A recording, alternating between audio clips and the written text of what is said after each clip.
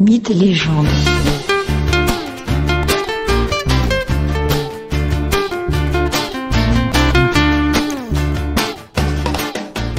Bonjour à tous. Aujourd'hui, je vais vous conter l'histoire, ou plutôt la légende, des origines de la guerre de Troie. Ce mythe est souvent connu sous le nom de la pomme de discorde. Cette histoire commence par une noce étrange, le mariage entre Thétis, une immortelle, et Pélée, un mortel. Thétis est une magnifique Néréide, c'est-à-dire une nymphe marine, une immortelle. Son immense beauté trouble Zeus, qui, comme à son habitude, pense à s'unir à sa nouvelle amour. Mais voilà que Thémis, déesse de la justice et conseillère de Zeus, lui fait un inquiétant présage. Thétis aura un fils, et celui-ci sera plus fort que son père. Zeus, conscient du danger, décide alors de marier Thétis avec un mortel, avec quelqu'un de peu puissant. Ainsi le fils ne sera pas un concurrent ou un rival trop fort. Il lui choisit donc pour époux le roi de Phthie, Pélée. Thétis et Pélée vont se marier. Afin de célébrer l'événement, Zeus invite tous les dieux aux noces. Tous les dieux? Pas tout à fait.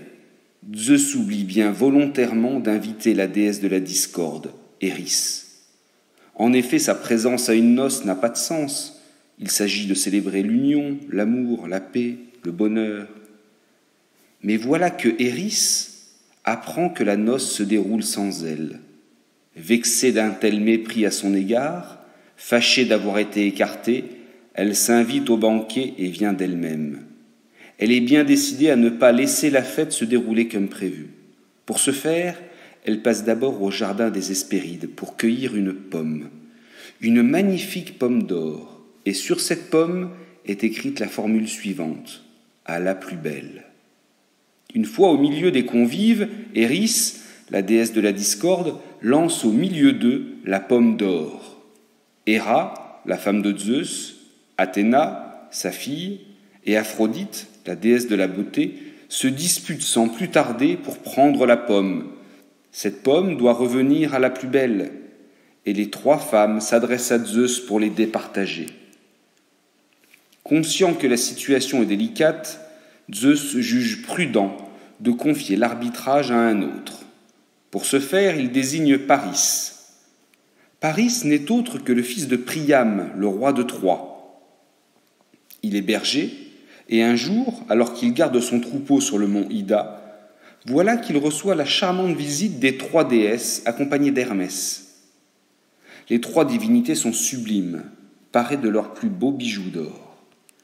Il appartient désormais à Paris de départager les trois déesses, et chacune propose au berger un cadeau en échange de sa faveur.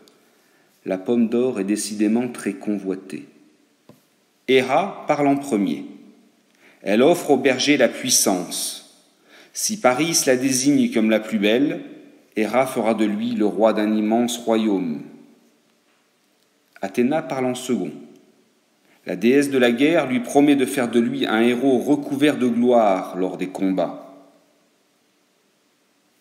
Aphrodite prend enfin la parole et lui propose un tout autre honneur.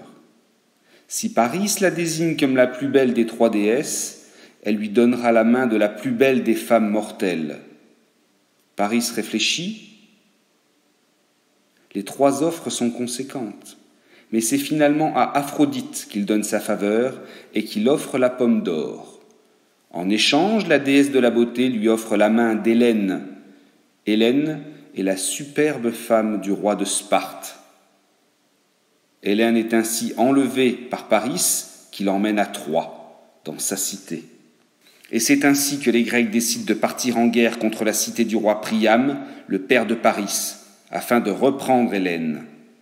Par ailleurs, Athéna, flouée par Paris, apporte désormais un soutien sans faille aux Grecs tout au long de la guerre de Troie, puis à Ulysse lors de son voyage de retour vers Ithaque, lors de son Odyssée.